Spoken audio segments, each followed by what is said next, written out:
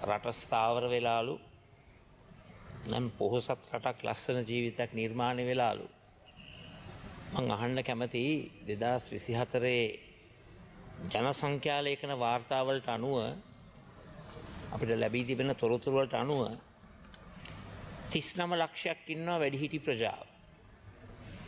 මේ වැඩිහිටි ප්‍රජාවට පහුගිය කාලය පුරාවටම තමන්ගේ ලක්ෂ 15 ඉතිරි කිරීමේ ගිණුමට 15%ක ඉතිරි කිරීමේ පොලී ප්‍රතිලාභයක් ලැබුණා.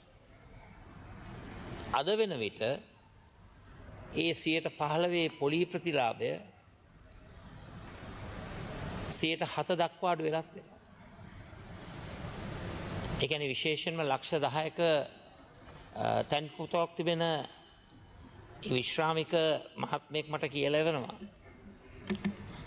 ඇතන මීට පෙර 15%ක් ලැබුණා.